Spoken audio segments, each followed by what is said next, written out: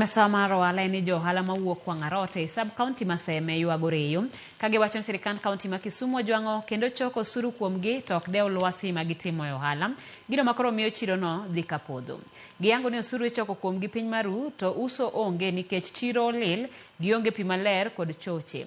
Arita bende orochore gino ma osemiyo nyaka jo ohala moko dar bende gikoni giuso e pap ma gikia ni gitimo ohala e lope ji ka koth goyogi. Chieng' bende chamogi kethonegi mwandu nikech pok ogernegi chiro e alworano. Gidwaro tend kaunti obi olemgi kendo ne chandruok ma gikaloe mondo chwalnegi kony. Beti nyalo dar idok dala iwelo nikech shed ma wanyalo bete malong'o onge. Cho ok ber nikech wan gi cho adiera to management mar cho no ok ber. Koro wakwayo jo kaunti non many kaka ginyalo timonwa mondo wayud ler mar Wang'arot. Jajuok bi manomiwa en jajuok mar rush ji ma kata nyocha wachwanyre kode kaa. En ng'ama biro samoro ne koth ochwe manudhi buok to kiduogo ni e stall to bo chopo dwa pesa.